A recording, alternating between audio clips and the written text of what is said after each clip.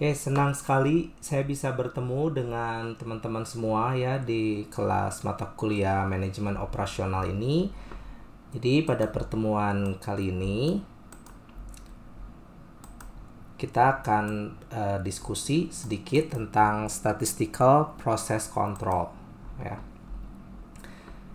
Jadi saya harap di dalam kelas ini walaupun kita online, kita tetap bisa belajar secara aktif ya, berdiskusi dan mengaitkan nanti teori dengan praktiknya di dunia nyatanya ya. Jadi nanti jangan ragu teman-teman kalau ada yang mau bertanya, berpendapat dan juga berbagi pengalaman, silahkan ya. Oke, sebelum kita mulai perkuliahan online kita hari ini, alangkah lebih baiknya jika kita berdoa dulu menurut kepercayaan masing-masing. Berdoa dipersilahkan.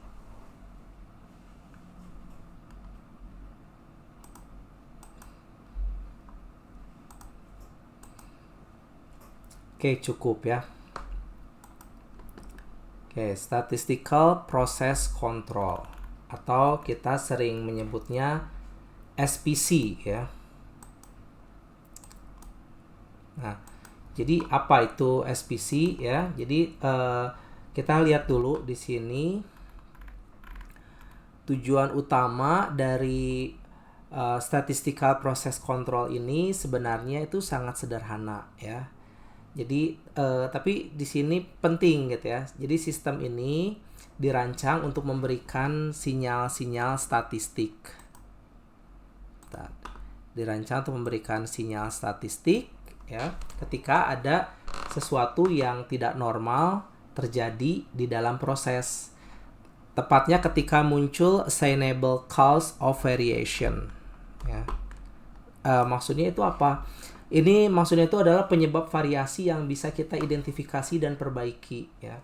Jadi artinya gini, kalau misalnya teman-teman udah bikin merencanakan mau bikin suatu produk ya, apapun itu produknya, mungkin itu spare part motor atau mungkin itu misalnya buku ya, percetakan misalnya atau makanan, pasti kan ada standarnya ya, benar nggak? Kalau misalnya kalian bikin buku, misalnya lemnya harus bagaimana gitu ya. Jadi kalian pikirkanlah kalau sekarang, bayangkan kalau kalian sekarang itu punya usaha misalnya bikin punya percetakan buku misalnya gitu ya.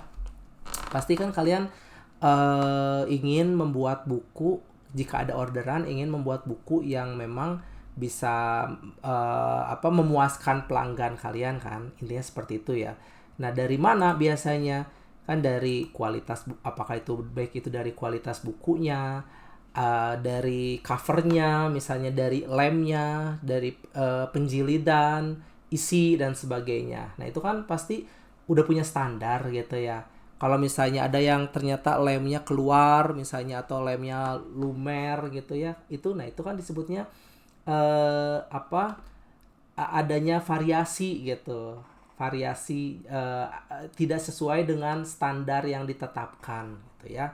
Nah kayak gitu ya. Nah itu hal yang biasa kan di dalam bikin suatu, ketika teman-teman bikin suatu produk itu ya, jangan kan gitu kayak bikin makanan aja misalnya ya.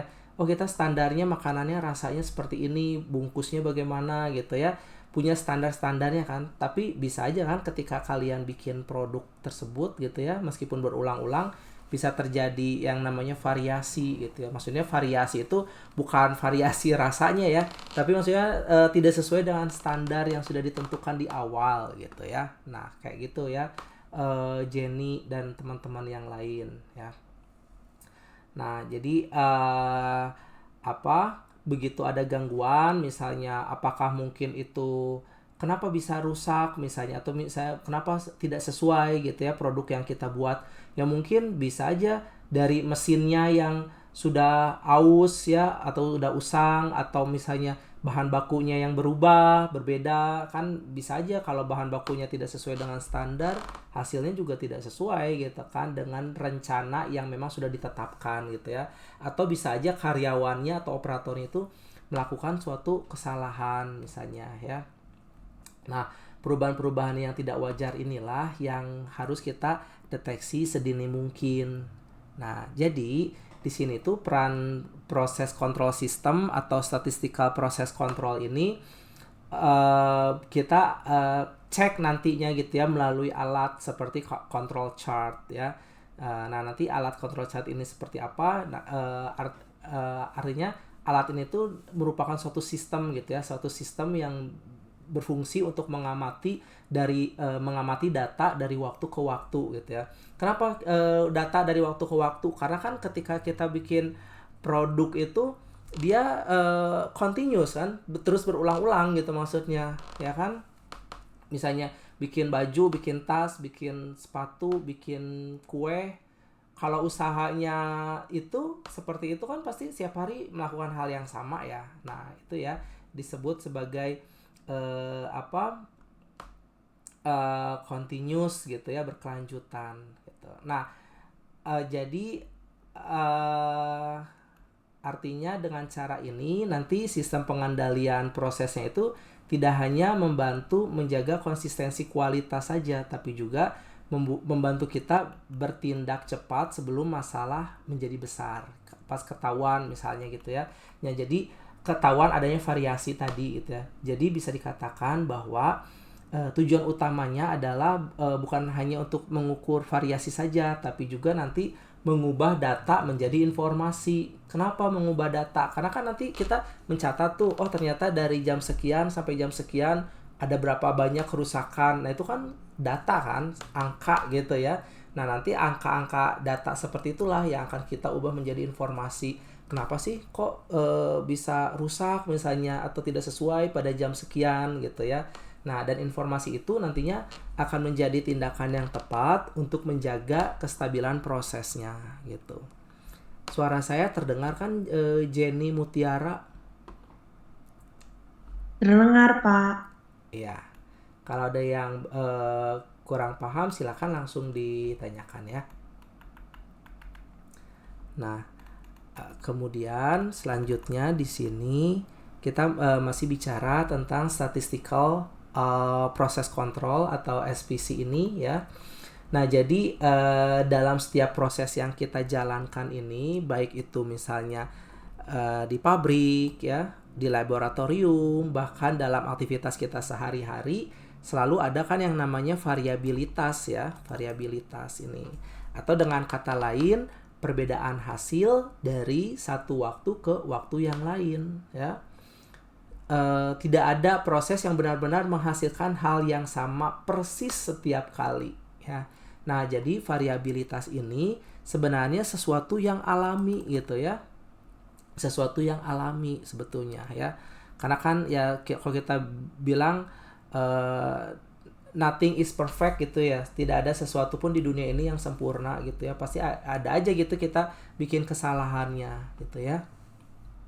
Nah, jadi tadi ya sebagian besar dari variasi-variasi ini muncul karena adanya penyebab yang alami atau yang sering kita sebut sebagai di sini adalah common causes ya, penyebab yang umum ya. Nah, ini adalah variasi yang selalu ada yang merupakan bagian dari sistem itu sendiri gitu ya. Misalnya perbedaan kecil dalam suhu ruangan ya, misalnya ketebalan bahan atau cara karyawan atau cara operator melakukan pekerjaan misalnya ya. Apalagi kan operator itu berbeda-beda gitu ya, ada yang sudah cakap ya, sudah pandai bekerja, ada juga yang mungkin harus belajar dulu, atau mungkin aja operatornya sebenarnya sehari-harinya bagus ya, tapi misalnya bisa aja kan lagi capek atau misalnya sedang kurang istirahat, bisa melakukan kesalahan misalnya gitu ya. Nah, namun kadang-kadang juga kita menemukan variasi yang tidak biasa gitu ya, tidak biasa. Misalnya tiba-tiba hasil produksi menyimpang jauh dari biasanya misalnya gitu ya. Nah, ini itu sering kali disebabkan oleh special causes ya, atau assignable causes gitu ya. Nah, artinya ada sesuatu yang bisa kita identifikasi dan kita perbaiki. Apakah mungkin mesinnya rusak, bahan bakunya berubah kualitasnya misalnya ya, karena terlalu lama dipakai bahan bakunya akhirnya jadi ada depresiasi produknya gitu ya, atau ada kesalahan dalam pengaturan alat yang kita pakai, misalnya ketika kita setting mesin misalnya tidak sesuai, katakanlah kayak gitu ya. Nah, dengan menggunakan statistical process control ini, kita bisa mendeteksi sinyal gitu ya, mendeteksi sinyal statistik ketika penyebab khusus ini muncul. Artinya, data akan memberitahu kita kalau ada sesuatu yang tidak normal sedang terjadi, tidak normalnya itu. Jadi, begitu sinyal itu muncul, kita bisa segera mengambil tindakan yang cepat ya untuk mencari sumber masalahnya dan menghilangkannya sebelum menimbulkan kerusakan yang lebih besar gitu ya.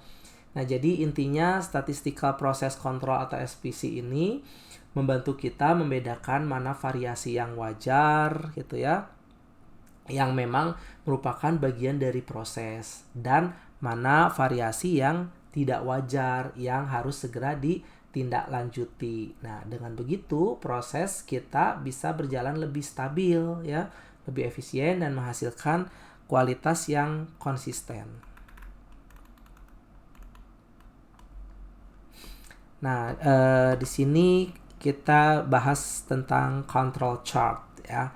Nah, jadi control chart ini sebenarnya merupakan alat yang sangat sederhana ya, control chart ini. Tapi punya kekuatan luar biasa dalam membantu kita memahami bagaimana suatu proses bekerja dari waktu ke waktu. Nah, contohnya ini kita ada grafik gitu ya. Kalau kalian lihat ini kan grafiknya terus garis gitu ya, kadang ke bawah terus naik ya, terus ke bawah naik gitu kan, tapi dia tidak putus-putus kan ya. Nah, jadi artinya grafik ini dibuat berdasarkan data historis gitu ya. Artinya data historis itu data yang dikumpulkan dari proses yang sudah berjalan cukup lama ya. Dari data ini kita bisa menghitung batas-batas tertentu yang disebut sebagai control limit ya. Control limit untuk membedakan rentang variasi yang dianggap normal. Nah, jadi ini yang ada garis putus-putus di atas ini disebutnya upper control limit ya. Upper control limit itu upper control limit ya, upper control limit atau batas atas gitu ya. Kalau yang tengah disebutnya central limit gitu kan ya, dan kalau yang di bawah berarti lower control limit gitu teman-teman ya. Nah, jadi ini tuh yang garis yang warna biru ini hasil produksi kita gitu ya. Selama dia masih di range central limit, yang mana dia di atas lower control limit dan di bawah upper control limit, nah ini disebut normal. Tapi kalau misalnya ini nih ada yang garis, yang titik ini yang udah di atas garis upper control limit, nah ini disebut sebagai variasi gitu ya. Jadi control limit ini atau control chart ini menunjukkan rentang variasi yang dianggap normal gitu. Jadi harus di bawah upper dan di atas lower gitu ya. Nah, tujuan utama dari control chart ini bukan hanya untuk menggambar grafik cantik atau memantau hasil aja gitu ya, tapi bisa juga membantu kita membedakan antara dua jenis variasi. Apakah variasi ini alami dan variasinya disebabkan oleh sesuatu yang khusus tadi gitu ya. Nah, jadi di sini kalau titik-titik data pada grafik berada dalam batas kendali ini, artinya variasinya masih wajar gitu ya, masih dalam kendali gitu ya, dan prosesnya stabil. Tapi kalau ada titik yang tiba-tiba keluar dari batas kendali atau menunjukkan pola yang tidak biasa, itu merupakan sinyal bahwa ada sesuatu yang berubah gitu. Mungkin mesinnya mulai bermasalah, bahan baku berganti kualitas, atau operator melakukan cara kerja yang berbeda gitu ya. Ya, jadi dengan kata lain, control chart ini dia bertindak seperti sistem peringatan dini gitu ya. Nah, jadi ini memberitahu kita kapan sebuah proses apakah masih sehat dalam tanda kutip gitu ya, dan kapan kita perlu turun tangan mencari penyebab gangguan. Jadi bisa kita katakan bahwa control chart bukan hanya alat statistik, tapi juga alat pengambilan suatu keputusan. Control chart ini membantu kita tahu kapan harus bertindak, kapan cukup memantau agar si proses ini kita tetap stabil dan hasilnya tetap konsisten. Gitu. Ya.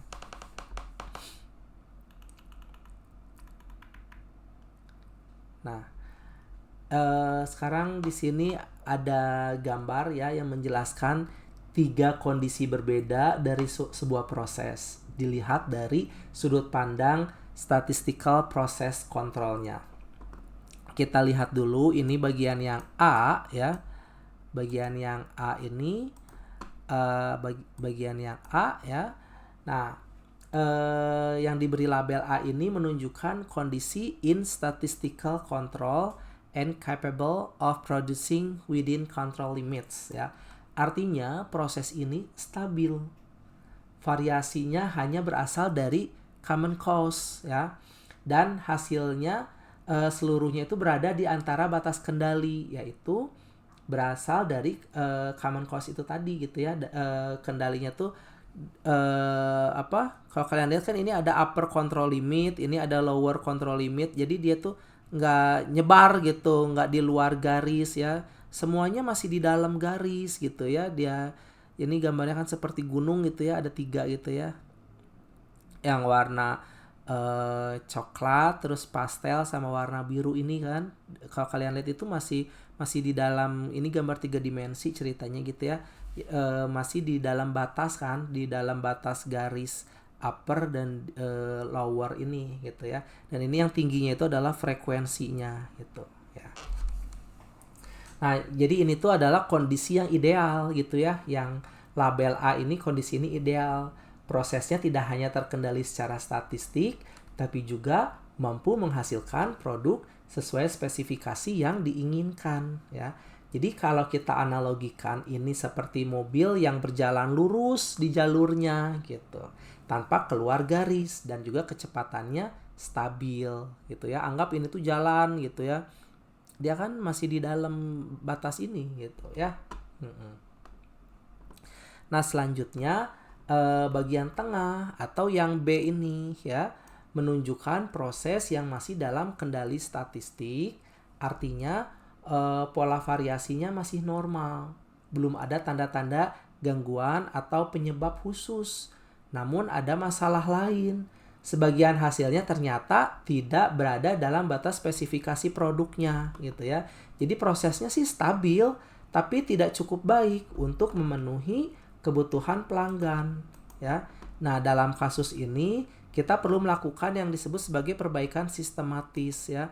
Jadi kalau kalian lihat ini ya, ini kan sebentar ya, saya coba gambarkan, mudah-mudahan ini ya. Nah, ini yang di luar garis kan. Nah, ini di luar ya. Nah, di luar kan ini tuh. Nah, di luar garis inilah yang tidak normal, tapi ya masih dalam batas yang wajar sebetulnya gitu ya. Jadi ini tuh tadi ya, saya ulangi lagi, prosesnya stabil tapi tidak cukup baik untuk memenuhi kebutuhan pelanggan. Nah, jadi dalam kasus seperti ini kita perlu melakukan perbaikan sistematis ya, agar proses menjadi lebih akurat dan presisi. Nah, ya. Nah, lalu yang terakhir kita punya yang C ini, out of control ya. Nih kalau kalian lihat ya, out of control ini udah menceng gitu ke sebelah kanan gitu kan ya. Ini gimana saya gambarnya ya. Kalau kalian lihat kan ini tuh menceng dia ya. Ini mungkin ya, gimana ini. Nah, ya whatever. Gitu ya. Ini kalau kalian lihat kan ini di sininya kosong gitu ya, di sininya kosong. Nah, ini malah menceng ke sebelah kanan gitu, teman-teman ya. Bisa kebayang ya. Nah, di sini proses ini sudah menunjukkan tanda-tanda adanya gangguan. Kan kalau yang normal itu yang ini, yang di dalam jalur gitu ya. Kalau ini ada keluar jalur gitu ya, ini ada keluar jalur tapi sedikit gitu, makanya gundukan yang tipisnya itu sebelah kiri sama sebelah kanan, tapi gundukan yang tebalnya itu masih tetap di tengah gitu ya. Kalau ini kan udah yang C udah parah gitu ya. Nah, di sini proses sudah menunjukkan tanda-tanda adanya gangguan ya. Mungkin ada titik data yang melampaui batas kendali atau distribusinya bergeser ke satu sisi. Ini menandakan bahwa assignable causes sudah mulai mempengaruhi proses. Misalnya apakah alatnya rusak, bahan berubah kualitas, atau operator melakukan kesalahan. Jadi dalam situasi ini kita harus segera melakukan investigasi untuk menemukan penyebab dan memperbaikinya. Itu ya Benedictus. Jadi kesimpulannya dari gambar ini, proses bisa stabil dan sesuai spesifikasinya itu adalah yang A ini yang kita inginkan. Tapi bisa juga dia stabil tapi belum memenuhi sama sekali yang B maksudnya ya. Perlu perbaikan sistem. Nah, kalau yang C, nah ini udah parah gitu ya. Bisa jadi tidak stabil sama sekali. Nah, ini harus segera dikendalikan.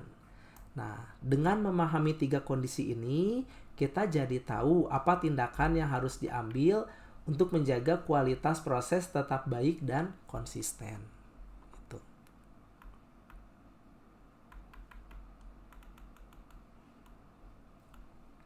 Nah, selanjutnya sekarang kita akan diskusi jenis karakteristik yang biasa kita kendalikan dalam statistical process control ini, yaitu karakteristik yang bisa mengambil nilai nyata gitu ya, bisa mengambil nilai nyata atau continue.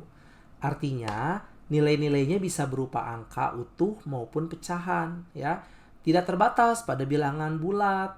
Misalnya gini, berat suatu produk itu kan, katakanlah berat suatu produk 10 kilo gitu ya, misalnya beratnya adalah 10 kilo misalnya.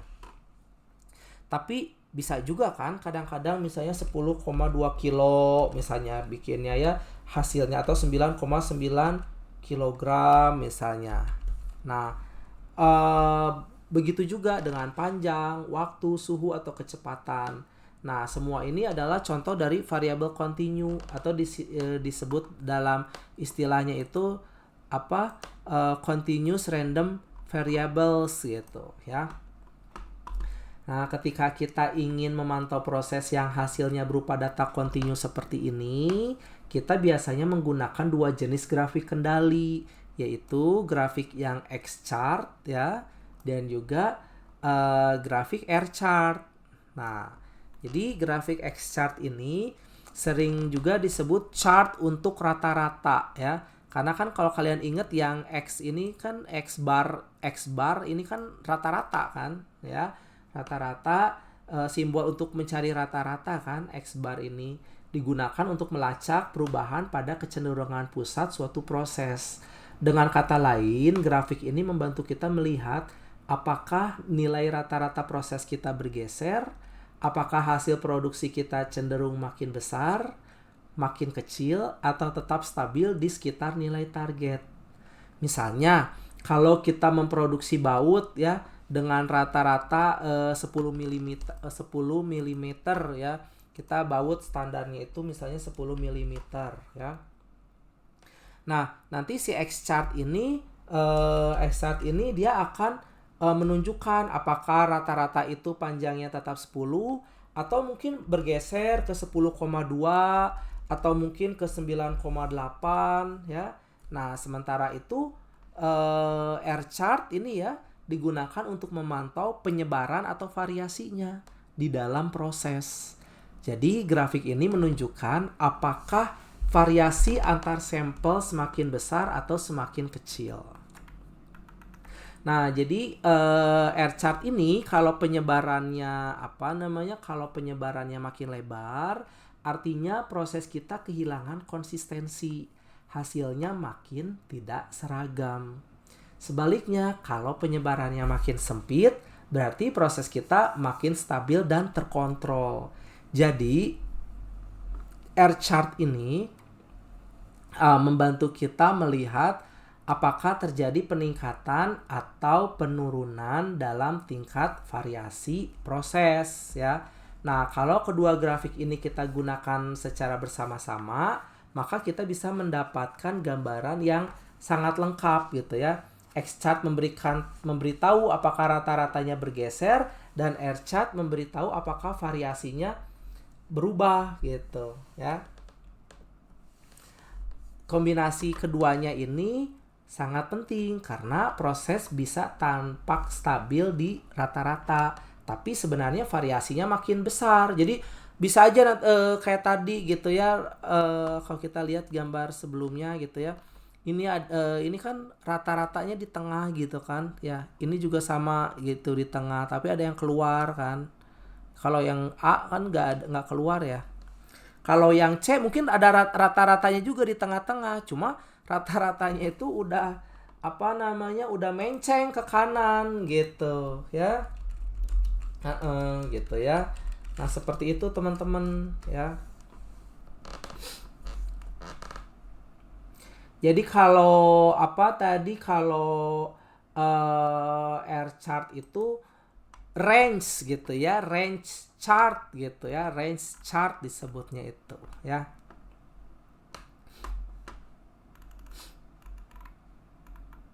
Nah,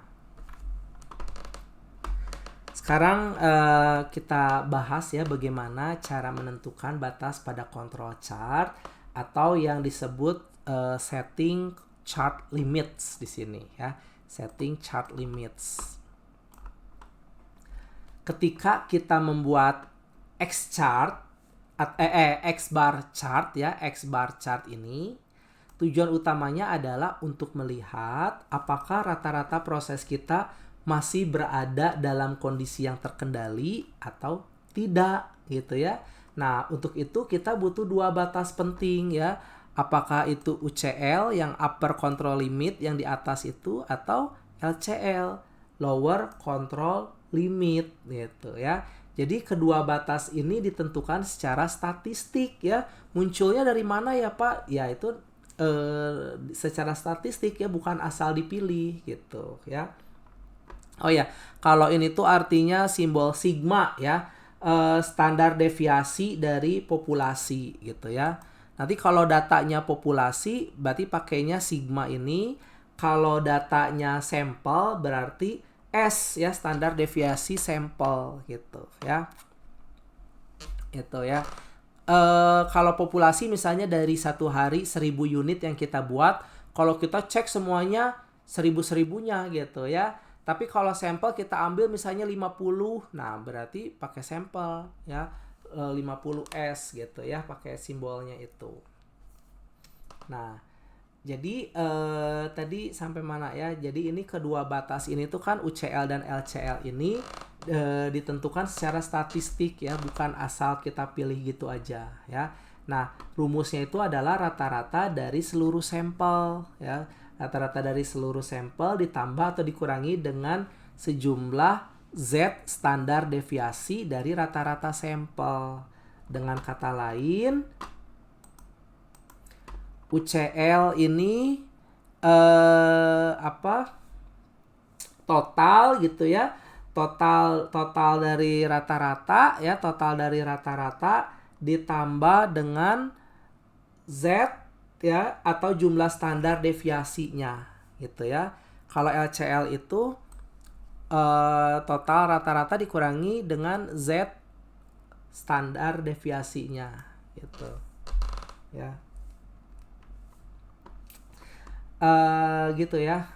Nah, di sini tadi ya, kalau X chart itu saya ulangi lagi ya, di sini adalah mean atau rata-rata dari seluruh nilai rata-rata sampelnya, atau bisa juga nilai target proses kita gitu ya.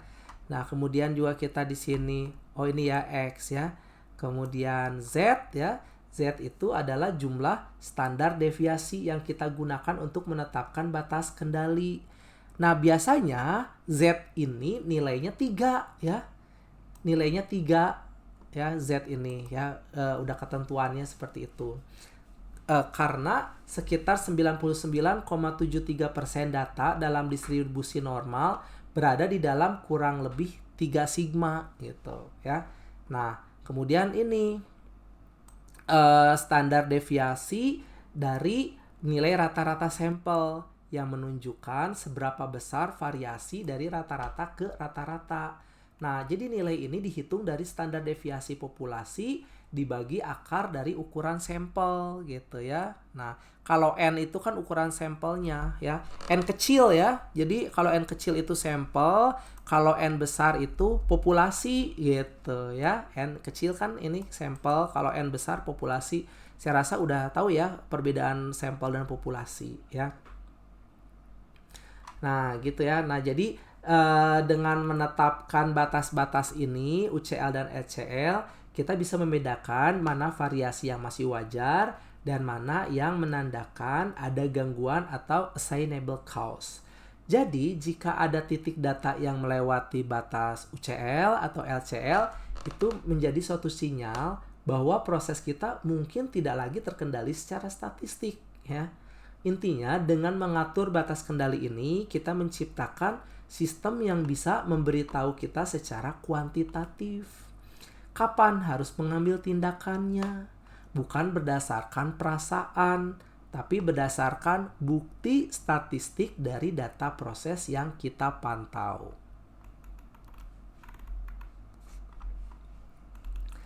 Nah, selanjutnya kita lihat ini contoh bagaimana proses pengendalian kualitas dilakukan dengan metode statistical process control ini ya, atau SPC.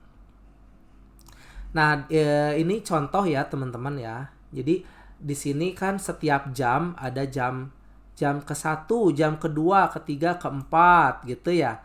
Terus ada jam ke-5, jam ke-6 sampai ke jam ke-12. Jadi ceritanya dalam satu hari itu di pabrik itu 12 jam kerja gitu ya.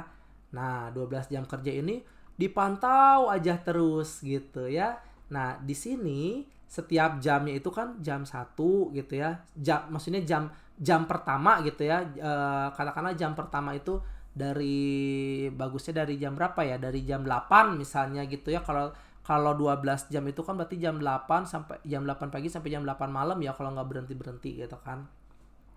Ya. Nah, jadi tadi sampai mana? Nah, di sini setiap jamnya itu kita secara acak mengambil 9 kotak. Misalnya katakanlah satu jamnya itu katakanlah ada 100 kotak gitu ya. Tapi kita ambil sampelnya gitu ya 9 kotak. Nah, lalu kita timbang gitu ya.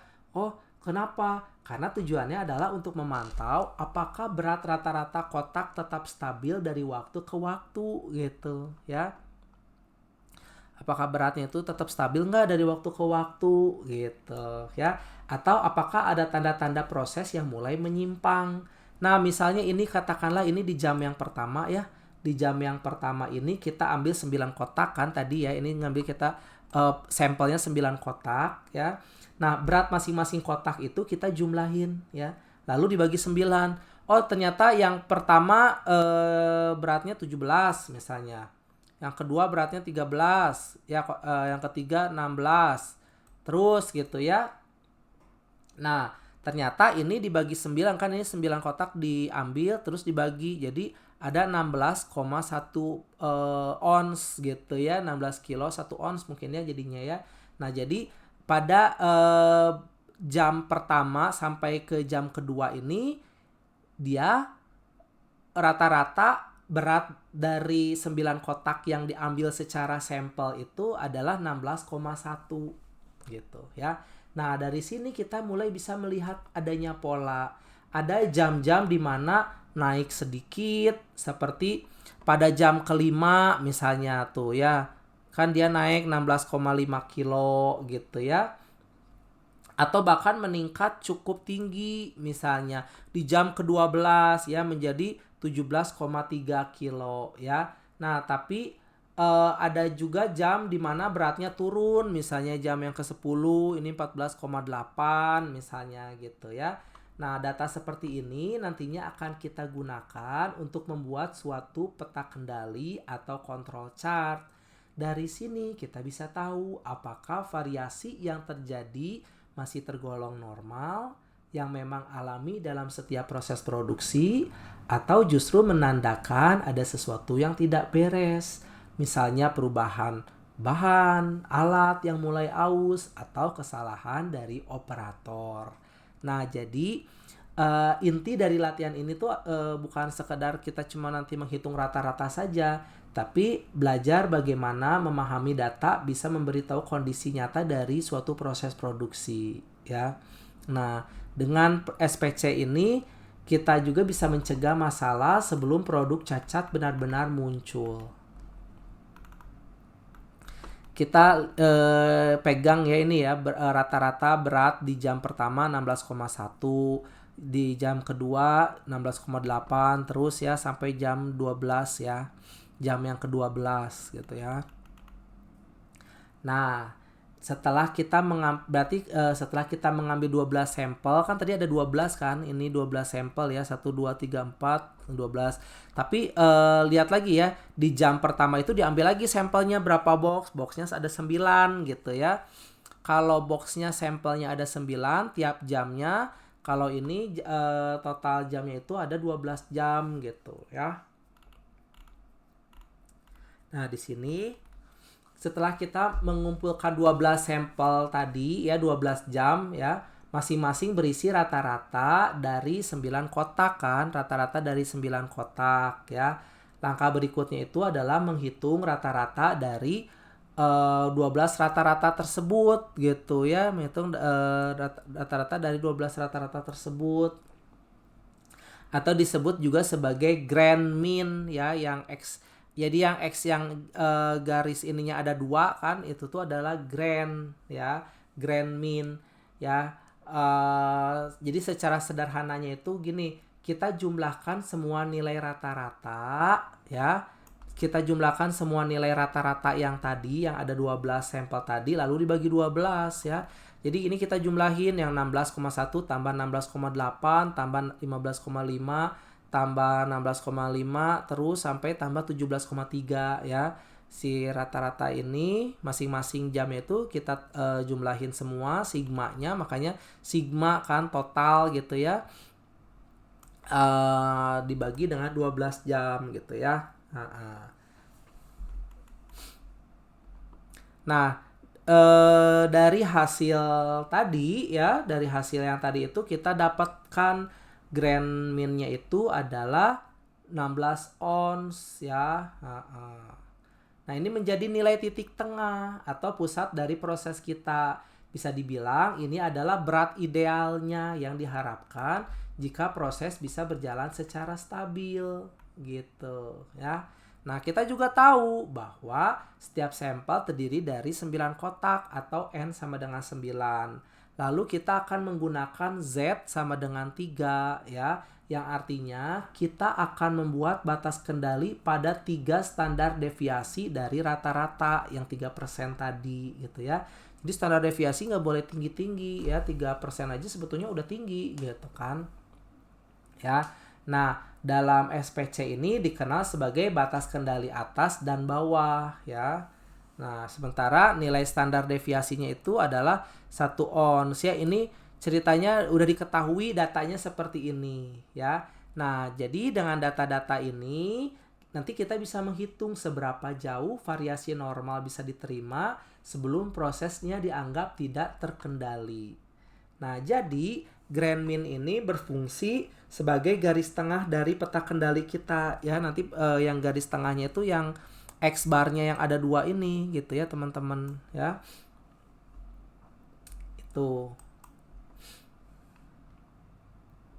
Sedangkan apa ini yang Z dan sigma ini standar deviasinya akan membantu menentukan batas atas dan bawahnya. Tujuan akhir kita ini adalah kalau rata-rata sampel masih berada di antara batas kendali itu, berarti prosesnya masih stabil. Tapi kalau ada titik yang melampaui batas, berarti ada sinyal bahwa sesuatu dalam proses produksi perlu kita periksa ya. Saya ulang lagi ya, tadi Z ini, kalau yang namanya Z, Z ini tadi apa, Geni? Jumlah standar deviasi dari rata-rata yang kita gunakan untuk menentukan batas kendali. Nilai Z sama dengan 3, berarti kita membuat batas kendali pada kurang lebih 3 standar deviasi dari rata-rata yang mencakup 99,7% gitu ya. 99 dari variasi normalnya. Kemudian kita juga punya yang namanya sigma ya. Sigma atau standar deviasi, yaitu ukuran seberapa besar variasi atau penyebaran data dari rata-rata. Semakin kecil sigmanya, semakin konsisten prosesnya. Nah, jadi Z menentukan seberapa lebar batas kendali dan sigma menentukan seberapa besar variasi alami dari prosesnya.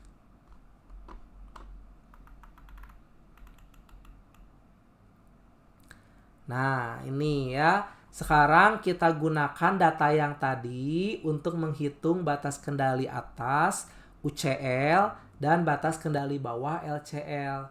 Tujuannya ini adalah untuk menentukan seberapa jauh nilai rata-rata boleh naik atau turun sebelum kita anggap prosesnya itu dianggap sebagai stabil gitu ya. Dengan data, kan tadi kita punya data yang ini ya Geni ya. Coba ya kita tulis ulang ya biar kalian, saya juga kalau ngelihat contoh gini kadang suka pusing gitu ya.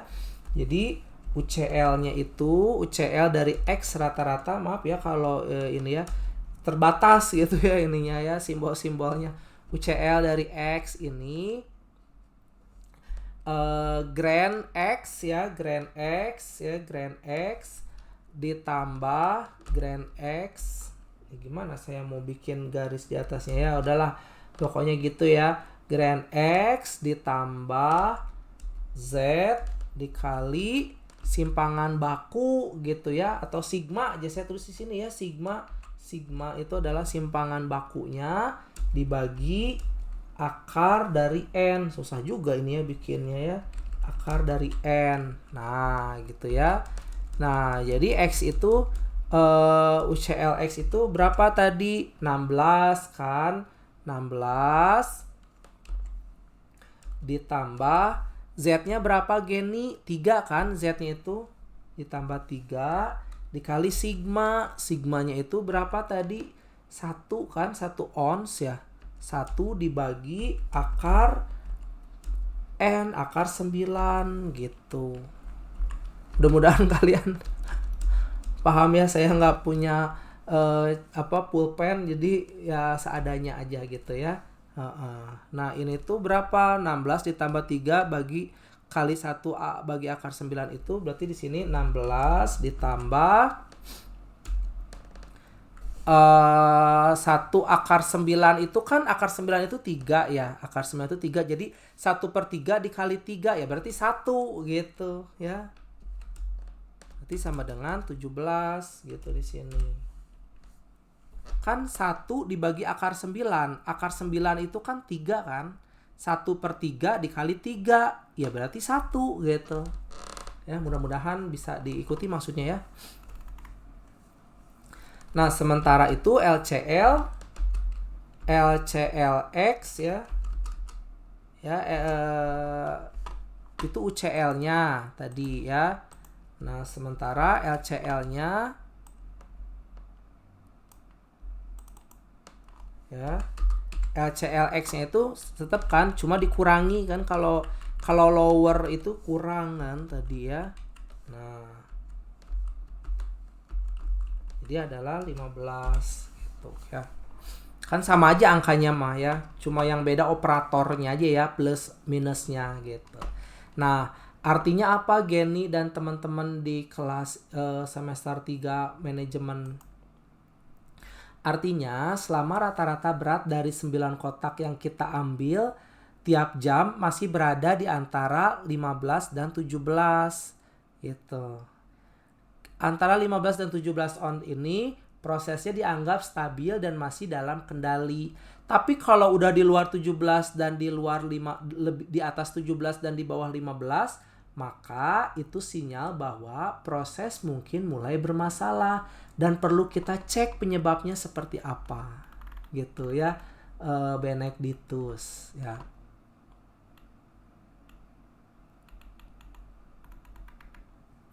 Nah, tadi kan uppernya 17, lowernya 15, dan rata-ratanya 16 ya, teman-teman ya.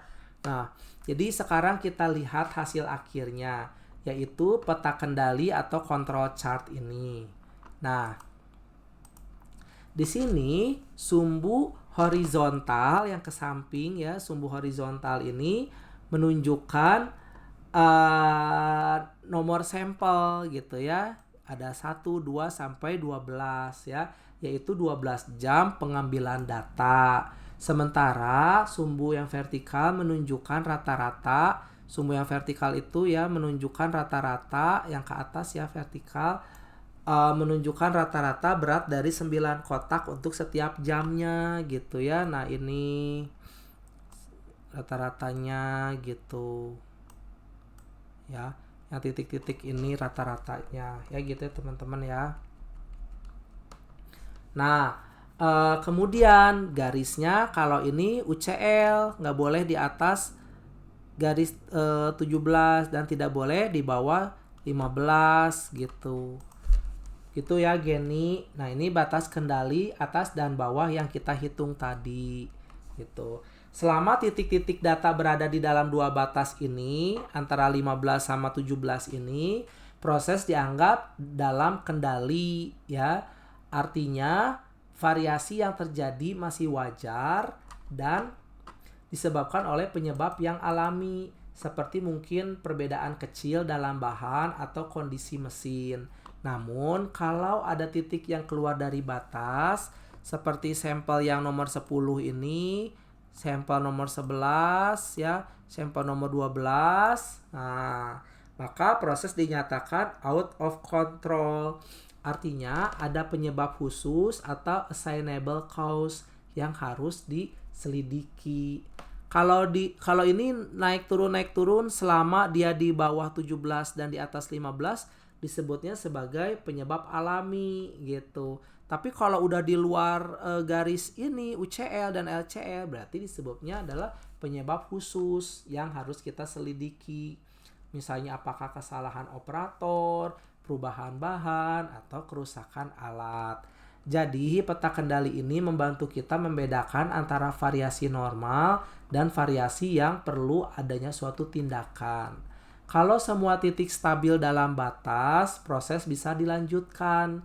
Tapi kalau mulai muncul titik di luar batas, kita harus segera mencari tahu dan memperbaiki penyebabnya sebelum produk cacatnya muncul, gitu ya.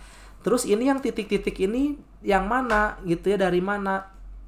Kan kalau kita lihat tadi tabel sebelumnya teman-teman, mohon maaf banget ya saya naikin lagi. Nah, ini kan 16,1, 16,8, terus kalau yang jam 11, jam 12 14,2 sama 17,3. Benar nggak? 16,1 gitu ya.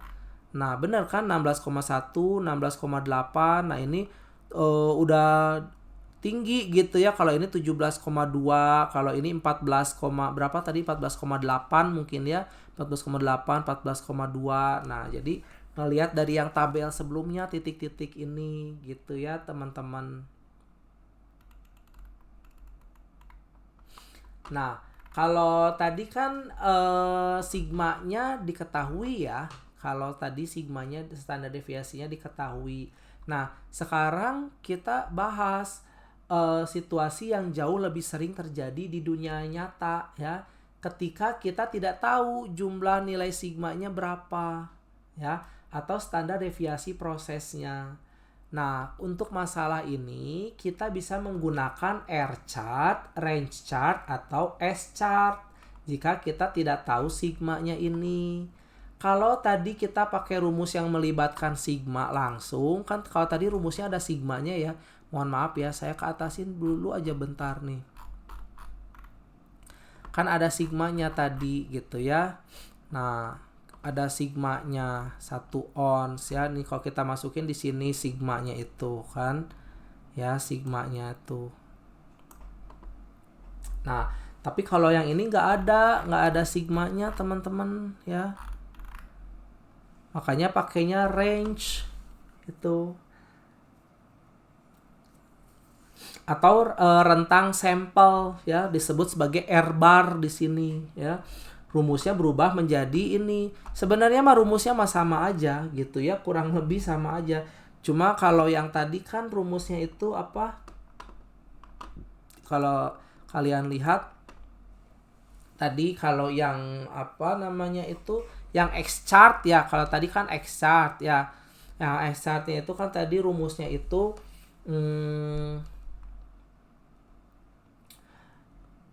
saya juga lupa lagi, coba lihat lagi di sini. Nah, saya copy aja lah di sini ya. Nah, rumusnya kan ini ya tadi ya.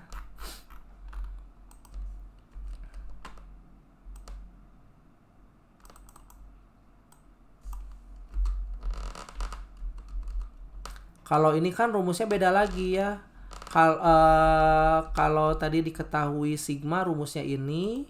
Kalau tidak diketahui sigma itu, rumusnya ya bisa kalian lihat di sini ya. UCL-nya itu adalah X gran X ditambah atau dikurangi A2 R bar gitu kan. Ya.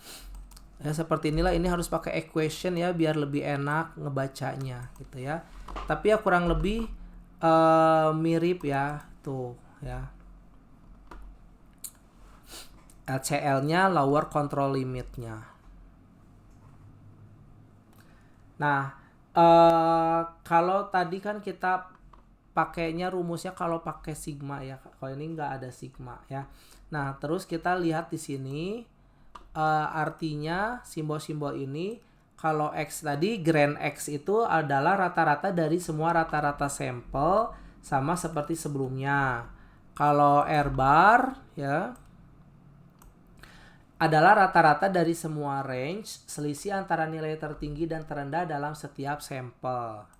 Kalau A2 adalah faktor kendali ya. A2 adalah faktor kendali yang nilainya sudah tersedia di tabel. Nanti kalian tinggal lihat aja tabelnya gimana gitu ya.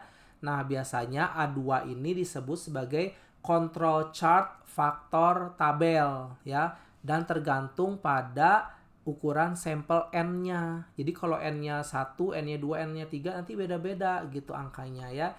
Nah, jadi secara konsep kalau kita tidak tahu standar deviasi ini, sesungguhnya kita menggantikan dengan rata-rata rentang sampel ya. Karena rentang juga mencerminkan seberapa besar variasi yang terjadi di dalam proses. Dengan cara ini, kita tetap bisa membuat peta kendali X bar dan menentukan batas kendalinya meskipun tanpa mengetahui sigma secara pasti.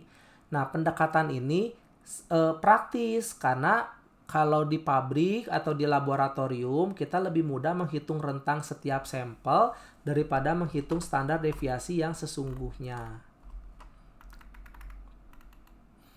Nah, ini adalah tabel faktor untuk menghitung batas kendali pada control chart atau peta kendali khususnya untuk 3 sigma. Nah, di tabel ini kita punya 3 faktor penting yang digunakan saat kita ingin membuat peta kendali X bar dan juga R chart ya, yaitu peta kendali yang digunakan untuk memonitor rata-rata proses dan rentang atau variasi antar sampel. Di kolom pertama ini adalah sample size atau N. Ini menunjukkan berapa banyak data yang kita ambil dalam satu subgroup atau satu kali pengambilan sampel. Nah, misalnya kalau kita ambil N-nya 5, berarti setiap kita ambil 5 data pengukuran untuk dihitung rata-rata dan rentangnya gitu ya. Nanti kalau N-nya 5 ya berarti hitung berarti min faktor A2-nya 0,577 gitu ya. Nah, faktor A2 ini sudah diperoleh dari hasil perhitungan statistik berdasarkan distribusi normal. Jadi di sini intinya kita tinggal pakai aja tabel ini gitu teman-teman ya. A2 itu ya A2, D4 dan D3 ini ya kita tinggal lihat aja dari N-nya berapa gitu. Kalau N-nya sekian berarti A2-nya sekian, D4-nya sekian, D3-nya sekian gitu ya. Nah, kalau kalian lihat misalnya di sini ya, N-nya 2 atau N-nya 3. Tapi nilai A2-nya semakin besar justru gitu ya, besar sekali. Artinya apa? Artinya batas kendali untuk rata-rata jadi lebih lebar. Tapi semakin besar ukuran sampel A2 gitu ya. Ukuran sampelnya kalau ini semakin besar jadi 12, ininya A2-nya malah jadi semakin kecil. Ini ya menurut saya masuk akal. Karena semakin banyak data dalam satu sampel, kita makin yakin dengan rata-rata proses. Jadi batas kendalinya bisa lebih ketat ya. Kalau misalnya populasinya ada 1000 ya, sampelnya kita ambilnya cuma 2. Nah, makanya main factor-nya pasti besar. Tapi kalau misalnya tadi populasinya 1000, kita sampel ambilnya lebih banyak kan berarti rata-ratanya juga lebih mendekati kan, lebih ketat gitu. Sama seperti misalnya kalian gini aja. Kalian mau menanyakan gimana kualitas yang kalian rasakan sebagai mahasiswa di kampus misalnya. Jumlah mahasiswa di kampus itu katakanlah ada 300 orang semua angkatan gitu ya. Nah, kalau kalian sampelnya sedikit dari 300 orang, kalau saya cuma mau ngambilnya 5 aja misalnya. Kan belum kalian tanyakan ke 5 orang, kan belum tentu jawabannya bisa mewakili. Tapi kalau misalnya kalian lebih banyak gitu ya, kalian tanyakannya ke 30 orang, ke 40 orang, atau bahkan ke 300-300-nya gitu ya, 300 mahasiswanya, ya kan hasilnya juga jadi lebih sempurna gitu ya. Gitu teman-teman ya. Nah, jadi di sini perhatikan juga bahwa untuk ukuran sampel yang kecil, nilai D3-nya itu range yang bawahnya itu jadi 0. Itu artinya batas kendali bawah untuk R-chart tidak bisa negatif ya, nggak boleh negatif itu karena rentang tidak mungkin bernilai minus. Tapi ketika ukuran sampelnya semakin besar, D3 mulai muncul gitu ya. Misalnya untuk ukuran N-nya 7, N-nya 7 0,076 gitu ya, bukan 0. Jadi intinya tabel ini adalah alat bantu supaya kita bisa dengan cepat menentukan batas kendali atas dan bawah untuk peta kendali X-bar dan R.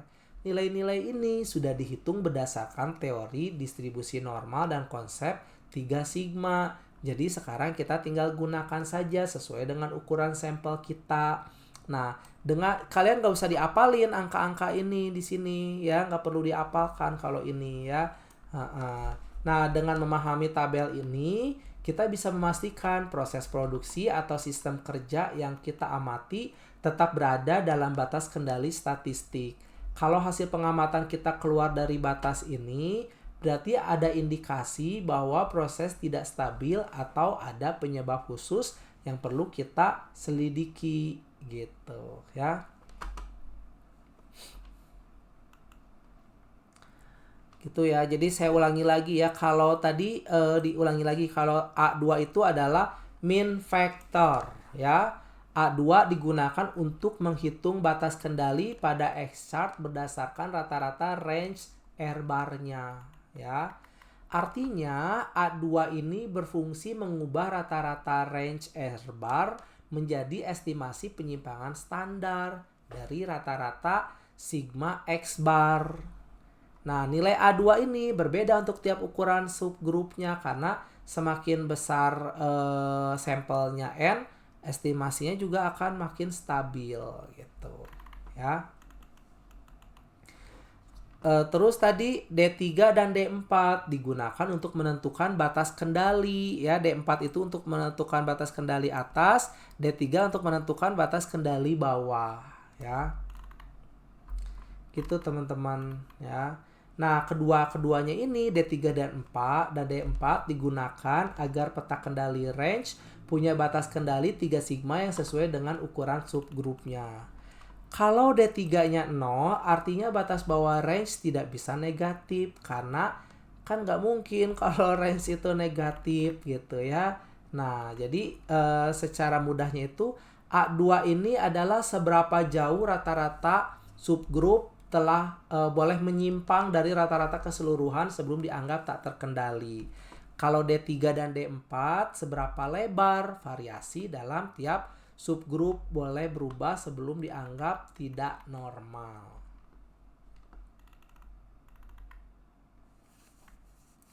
Nah, sekarang kita lihat ya contoh nyata supaya lebih jelas gitu ya. Misalnya kita punya produk minuman apa ini super cola ya. Minuman super cola yang di labelnya tertulis berat bersihnya adalah 12 on misalnya ya. Kan kalau kalian lihat tuh minuman Coca-Cola ya, kalau kalian perhatikan gitu ya, mungkin ada yang sedikit lebih banyak, sedikit lebih banyak, ada sedikit lebih sedikit gitu. Ya gitu ya. Jadi minuman itu nggak benar-benar misalnya 350 ml, mungkin kalau kita cek secara ini nggak 350 ml gitu, mungkin aja 351 ml misalnya gitu ya. Sering terjadi gitu ya, karena kitanya aja konsumen ya, kita nggak sadar-sadar amat kalau itu lebih banyak atau lebih sedikit gitu ya.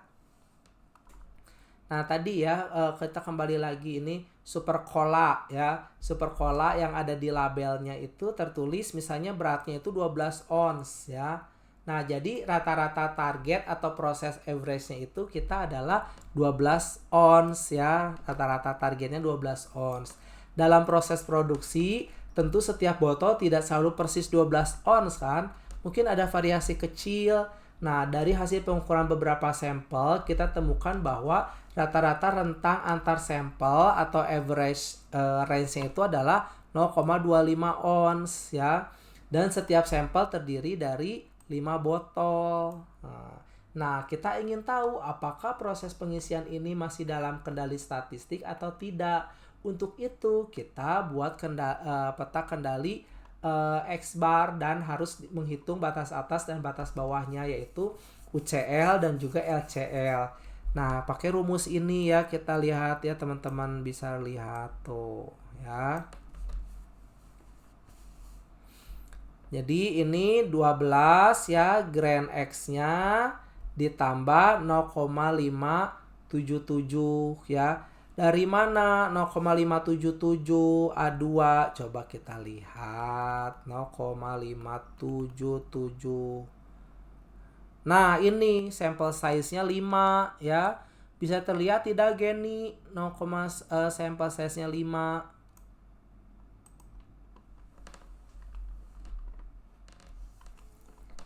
(0,577). Makanya di sininya 0,577 juga gitu. Karena kan sampel size-nya 5 ya, teman-teman ya. Nih, sampel size-nya 5 berarti 12 yang ini ditambah 0,577 karena sampel size-nya 5 ini dikali 0,25. Jadi 12,144 ons gitu ya. LCL-nya dengan hitungan yang sama 11,856. Nah, 11,856 itu teman-teman ya. Nah, ini 11,856 itu LCL-nya, 12,144 itu adalah UCL-nya. 12 itu adalah yang tadi yang normalnya gitu ya. 12 itu saya kemana? Nah, ini aja lah ya. Nah ya, 12 itu yang normalnya gitu ya. Sangat mudah sekali ya teman-teman ini ya. Ada Geni nggak di sini, Geni? Ada dong, Pak. Ya, seperti itu ya Geni dan teman-teman yang lain ya. Nanti dites ya.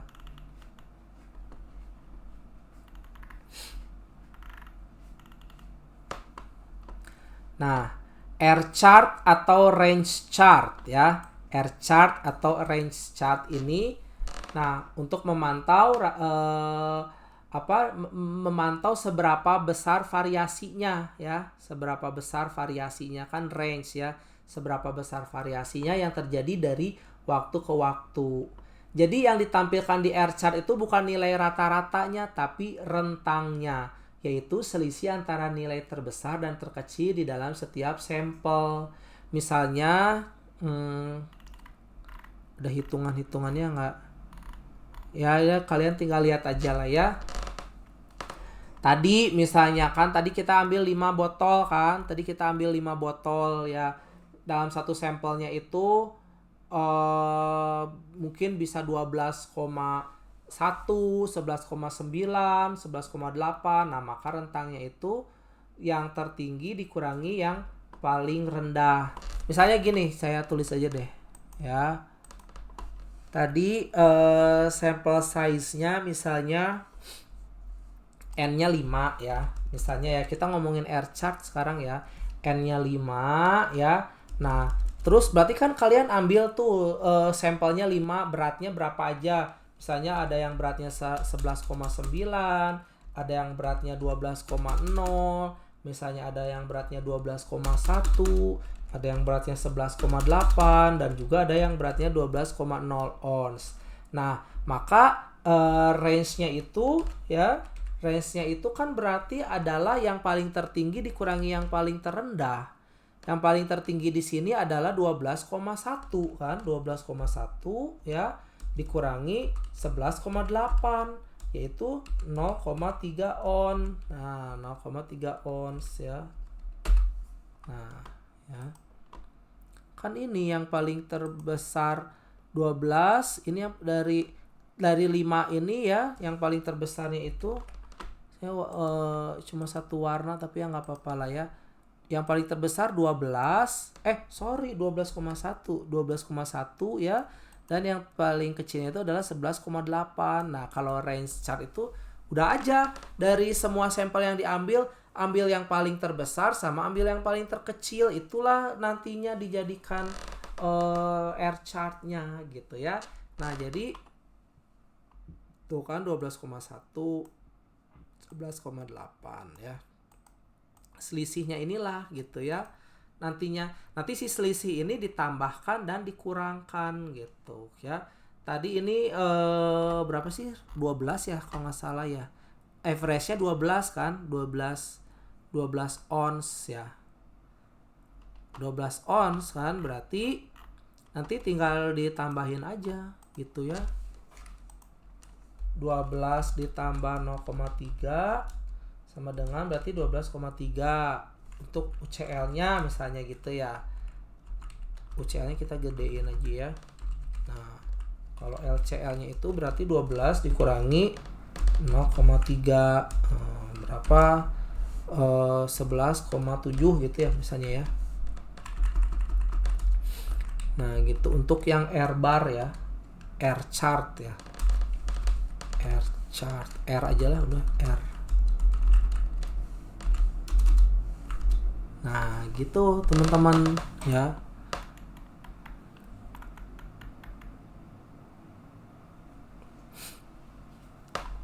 Ini kita langsung aja lah ya, biar nggak ini. Nah, ini restoran control limit ya, 17. Slide 17, restoran control limit. Nah, ini sekarang kita lihat ya. Contoh penerapan nyata dari peta kendali X bar dan R bar ya. Kali ini digunakan untuk memantau apa ini fillet ya, fillet salmon di deret restoran ya. Itu fillet salmon di Derden restoran. Kita punya dua grafik di sini ya, teman-teman ya. Yang di atas ini grafik apa? X bar chart ya. Yang di atas ini X bar, yang di bawah R chart, yang range chart tadi ya. Nah, setiap titik di grafik ini mewakili satu subgrup sampel ya. Misalnya hasil pengukuran berat beberapa potongan salmon yang diambil pada waktu tertentu Gitu. Nah, coba kita lihat yang X bar chart dulu. Nah, pada X bar chart ini sumbu vertikalnya itu ada menunjukkan rata-rata berat sampel. Sedangkan sumbu horizontalnya itu menunjukkan urutan pengambilan sampel dari waktu ke waktu. Garis tengahnya itu rata-ratanya itu adalah dari hasil perhitungan 10,959 on gitu ya. Kemudian kita punya batas kendali atasnya 11,524 on dan batas kendali bawahnya 10,394 on. Nah, kalau kita perhatikan hampir semua titik berada di antara kedua batas ini ya. Artinya proses pengisian atau pemotongan salmon masih berada dalam kendali statistik. Hanya ada satu titik di sekitar sampel 10 ya. Yang turun cukup rendah ini ya. Yang turun cukup rendah ya. Tapi masih berada dalam batas kendali. Nah, itu mungkin hanya variasi alami dari proses, bukan tanda masalah yang serius. Nah, kalau sekarang kita lihat R chart, ini memantau seberapa besar variasi dalam setiap sampel. Jadi bukan rata-ratanya, tapi rentang antara potongan salmon yang paling berat dan paling ringan dalam satu kelompok.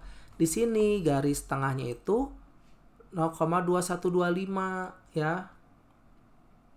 Sedangkan UCL-nya 0,6943 dan LCL-nya itu 0 gitu ya. Nah, perhatikan di sini satu hal yang penting.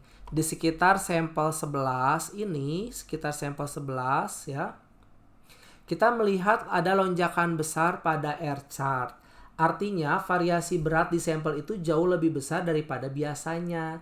Namun setelah itu variasinya kembali kecil dan stabil. Jadi dari sini kita bisa simpulkan bahwa ada satu waktu di mana proses sempat tidak konsisten gitu ya. Tidak konsisten, ini tiba-tiba naik terus jadi turun lagi gitu ya. Nah, ini berarti nggak konsisten nih kan, karena biasanya rata-ratanya di bawah sini ya. Langsung tok gitu naik ya. Nah, mungkin karena adanya perbedaan bahan baku, operator, atau perubahan suhu alat pemotong ya. Tapi secara umum prosesnya masih terkendali. Kedua grafik ini harus selalu dibaca bersama-sama. Jadi X bar chart sama R range chart itu dua-duanya harus dibaca, nggak bisa sendiri-sendiri atau parsial. Nah, artinya X bar chart itu menunjukkan posisi rata-rata proses, sementara R chart menunjukkan seberapa stabil proses itu berjalan. Dalam kasus ini, baik itu rata-rata maupun variasinya secara keseluruhan masih dalam batas kendali. Jadi prosesnya bisa dikatakan stabil secara statistik gitu ya. Nah, misal kita sedang memantau waktu yang dibutuhkan untuk menyelesaikan waktu pekerjaan. Katakan rata-rata waktu yang dibutuhkan ini adalah 8 menit ya. Dari data yang kita kumpulkan, kita tahu bahwa rentang-rentang average range antar sampel adalah 8 menit dan ukuran sampelnya itu adalah sebanyak 4 gitu ya. Nah, terus kita ingin tahu apakah variasi waktu kerja ini masih dalam kendali statistik atau tidak. Nah, makanya kita pakai rumus ini ya. UCL-nya D4 kali R bar, LCL-nya D3 kali R bar ya. Nah, nilai D4 dan nilai D3 ini diambil dari tabel sebelumnya sesuai dengan ukuran sampel. Karena ukuran sampel kita ada 4, coba perhatikan teman-teman ya, ukuran sampelnya kan ini ada 4 ya. Kita coba lihat ya D3 sama D4-nya ada berapa. Kita lihat ke tabel sebelumnya. Maaf banget ini saya ke sebelumnya ya. Tadi sampelnya 4 ya. Nah, ini sampelnya 4 ya, berarti yang ini ya. D3-nya 0, D4-nya 2,282. Turunin lagi ke bawah. Tuh, D3-nya 0, D4-nya 2,282. Benar ya, berarti cocok ya. 4-nya jangan dimasukin. Nah. Oh, ya. Jadi udah aja 2,282 dikali R-nya 8 menit, berarti 18,256. Kalau tadi D3 0 kan, kalau 0 mah gampang, kali berapapun juga pasti 0 hasilnya gitu ya. Nah, berarti ini tadi rata-ratanya adalah 8 ya, rata-ratanya 8. UCL-nya 18,256, LCL-nya adalah 0 gitu. Artinya batas kendali atas untuk rentang ini adalah 18,256, sedangkan batas bawahnya adalah 0 menit. Karena variasi tentu nggak bisa negatif. Nah, secara visual pada grafik R chart gini, kita kan melihat ya, ada garis tengah di 8 menit, sebagai rata-rata rentang, garis batas atas 18,256 menit, dan garis bawah di 0 menit. Selama nilai-nilai rentang yang kita amati dari waktu ke waktu berada di antara dua batas ini, kita bisa katakan bahwa variasi dalam proses tersebut masih terkendali secara statistik. Namun kalau ada titik yang melewati batas atas, itu menandakan bahwa pada faktor tersebut proses mengalami lonjakan variasi yang tidak normal. Mungkin karena gangguan mesin, perbedaan operator, atau kondisi kerja yang berubah-berubah. Jadi dengan R chart ini kita bisa mendeteksi lebih awal kapan suatu proses mulai tidak konsisten. Bukan dari hasil rata-ratanya, tapi dari variasinya. Dan itulah kekuatan utama dari peta jenis R chart ini gitu ya.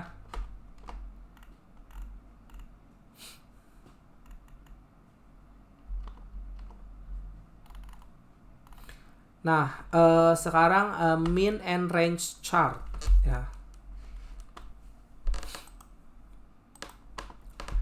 Di bagian ini ya, di bagian atas ini kita lihat 4 distribusi sampling ya. 1, 2, 3, 4 ya. Dan 4 distribusi sampling. Bentuknya kan sama ya. Tapi pelan-pelan bergeser ke atas. Artinya apa? Nilai rata-rata dari sampel kita meningkat dari waktu ke waktu. Kan dia nggak lurus gitu kan kalau kita ambil garis ya. Ini misalnya bawah, ini di atas tuh kan nggak lurus jadinya ya. Dia cenderung naik ke atas jadinya. Nah, namun penyebaran data atau range-nya tuh kan sama sebenarnya ya. Kalau kalian lihat kan ini bentuknya mah sama kan. Bentuknya penyebarannya sama, cuma dia malah naik ke atas gitu ya. Nah, kita lihat ya pada X bar chart di bagian tengah ya. Chart ini digunakan untuk memantau rata-rata proses kan, karena rata-rata sampelnya bergeser ke atas ya. Sampelnya bergeser ke atas, titik-titik pada X bar chart juga naik ya.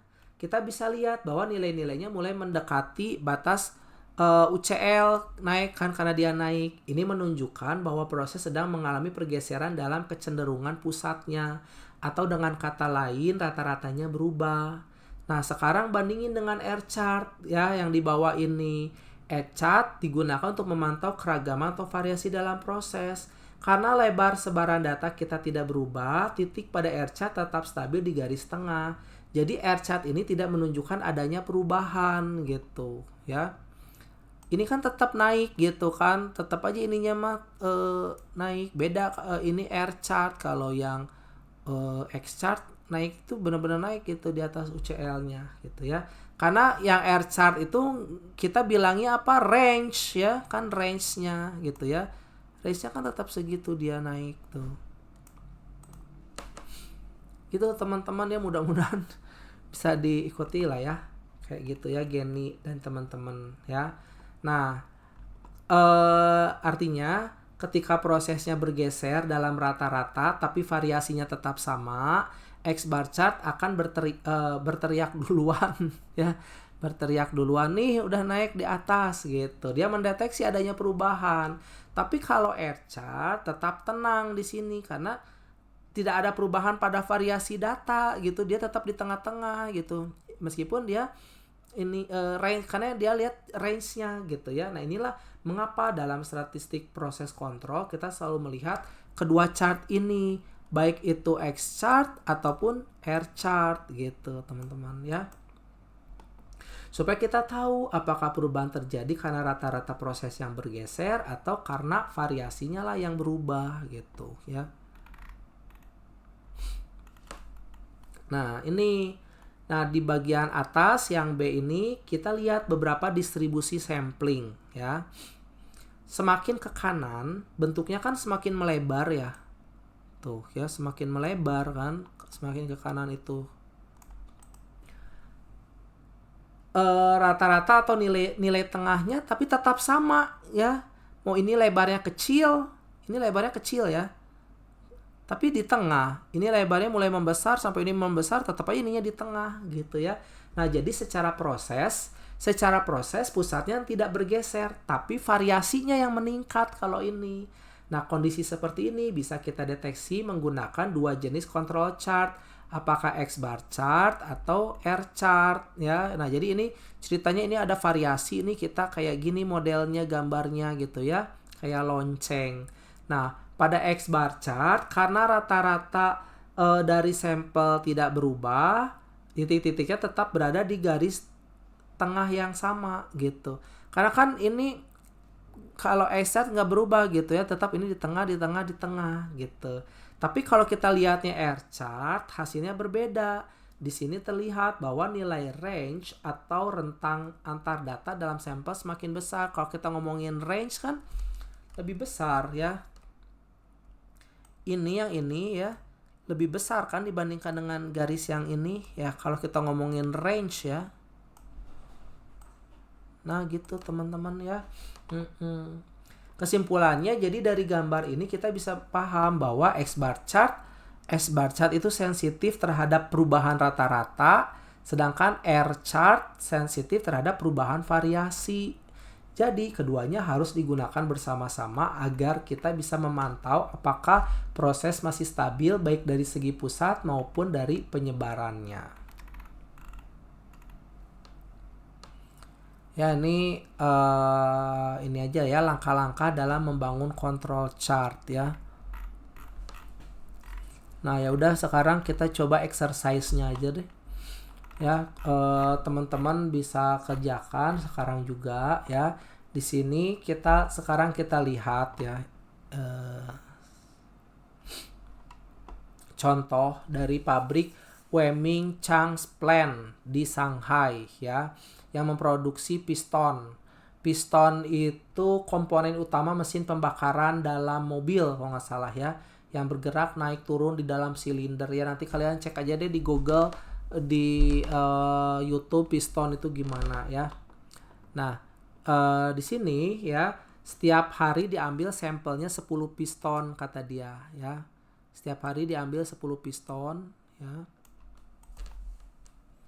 Kemudian apalagi lalu dihitung rata-ratanya. Dihitung rata-rata min yang X chart dan juga range-nya ya.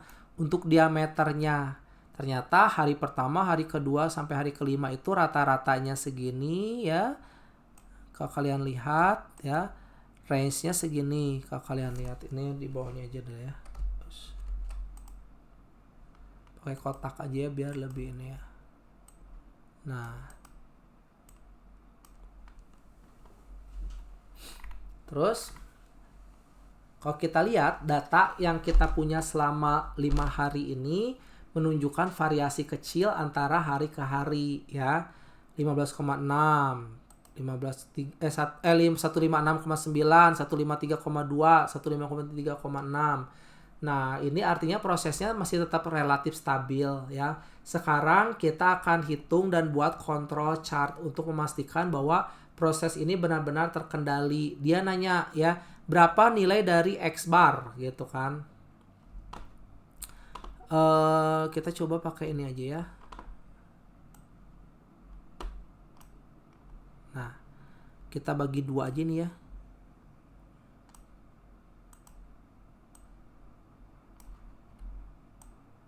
Ini kan soalnya gini ya, saya perkecil ya. Nah, ini soalnya gini.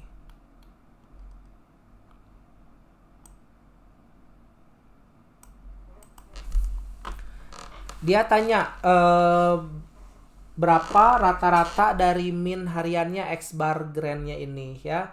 Ini gampang banget ya. Kan ada 5 ya. Berarti 156,9 ya. Ditambah 153,2 ditambah 153,6 gitu kan ya, ditambah 155,5 ya, dan sampai 156,6. Ini semua dibagi berapa Geni? 1 2 3 4 5 ya, dibagi 5. Hitung kalian berapa ini, karena saya udah ngitung lebih dulu di rumah ya. Ini hasilnya 155,16.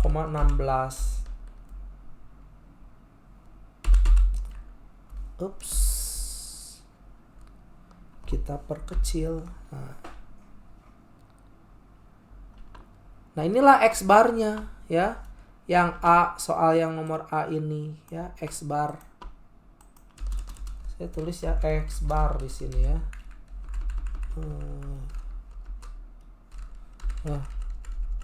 Ya ini X bar.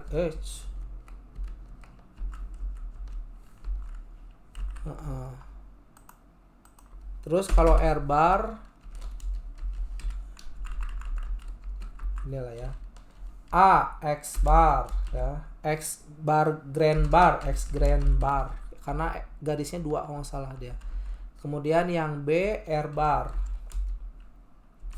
Menghitung rata-rata semua range gampang kan ya, range-nya aja kalian hitung.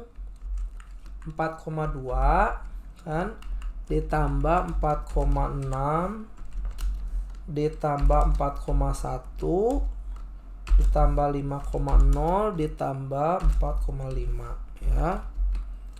Ini R bar dibagi 5 kan range-nya. Jadi kalau yang ini R bar itu kita rata-rata range, kalau X bar, X chart rata-rata yang tadi ya, yang hasil sampelnya masing-masingnya itu ya. Karena saya udah ngitung, ini adalah 4,48 mm. Nah, jadi dua nilai inilah yang nanti jadi dasar untuk menghitung batas kendali atas kita, karena setiap sampel berisi N10 ya. Kan tadi 10 piston kan. Maka kita gunakan konstanta standar dari tabel SPC ya. N10. A2-nya berapa? D3-nya berapa? D4-nya berapa? Berapa Geni?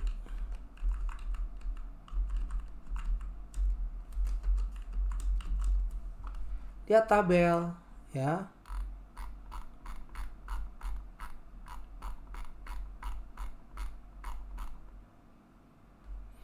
N-nya 10 kan. N-nya 10 ini.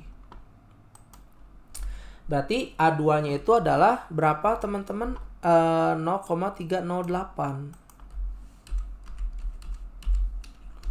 D3-nya atau min faktor ya. Ini min faktor ya. D3-nya itu 0,023 kan. 0,223, sorry, 0,223. Lower range ya, lower range. D4-nya nah ini 1,777 upper range-nya. Nah, udah nih ketemu kan, kita balik lagi ke sini. Nah, dengan konstanta ini ya kita bisa hitung untuk X chart-nya. Tadi dia nanyain yang C ya. Yang C sama yang D ya, kita jawab yang C dulu ya. Nah, yang C itu berarti UCL X bar ya. UCL X bar sama dengan, langsung aja lah ya. Langsung aja ya, nggak usah pakai ininya. Nah, ini 155 ya. Jadi itu kan 155,16 ditambah ini 0,308 dikali 4,448. Mudah ini ya, nggak ada yang sulit ya.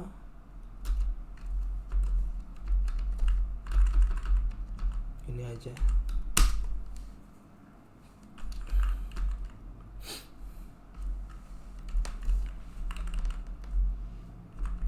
Seratus lima lima, ininya komanya salah, komanya. Nah,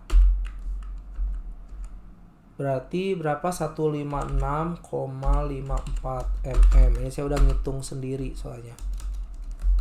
Kemudian LCL X bar tinggal dikurangi aja ini.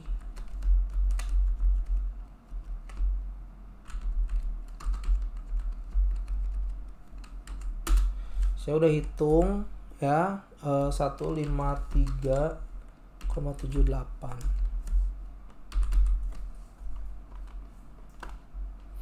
Artinya apa teman-teman? Artinya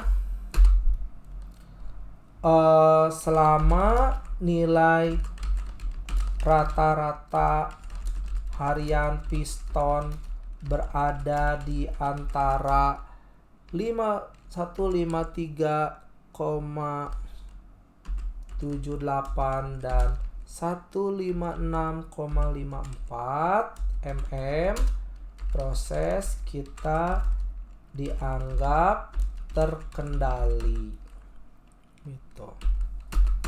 Terus kita hitung yang D ya. What are the UCL air bar? Nah, ini kita pakai air bar. UCL air bar gitu ya. Sama dengan berapa? Rumusnya itu tadi yang ini D4 dikali 4,48 ya. D4 D4 dikali R bar. D4 nya itu adalah 1,777 dikali R bar nya ini 4,48. Karena saya udah ngitung, jawabannya 7,96 mm.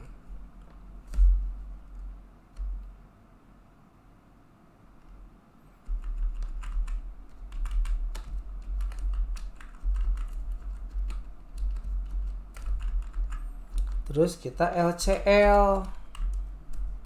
Pakainya D3 ya. Kalau LCL itu kan, kalau D3 itu kan berarti ini 0,223 lower range-nya.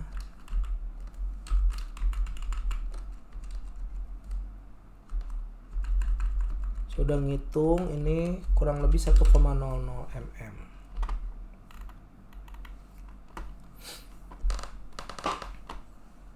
Ya. Nah, jadi dengan kata lain, variasi yang terjadi setiap hari masih boleh di antara variasi diterima di kisaran 1,00 mm sampai 7,96 mm.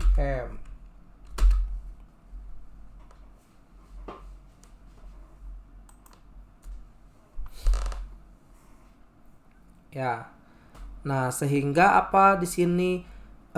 If the true diameter mean should be 155 mm and you want this as your center nominal line, what are the new UCL X and LCL X ya.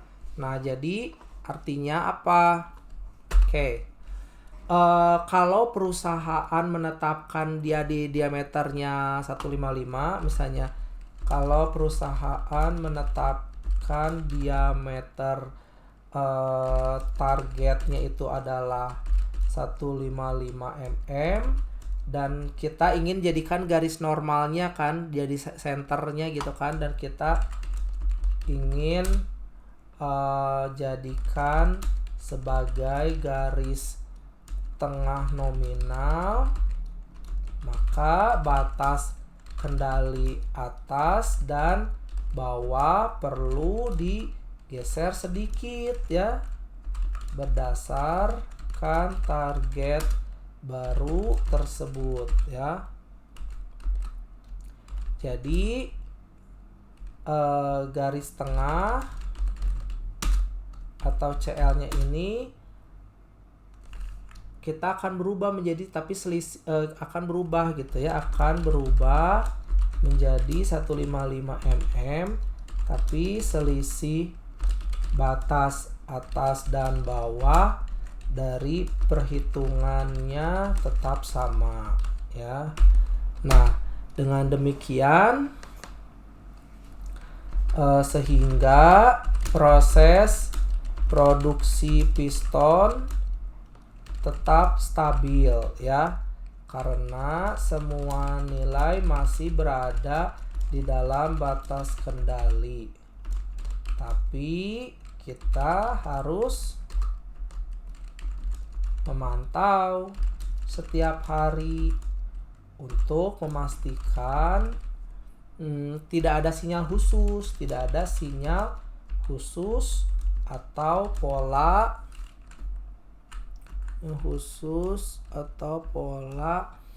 yang menunjukkan penyimpangan proses gitu ya. Kurang lebih gitu ya.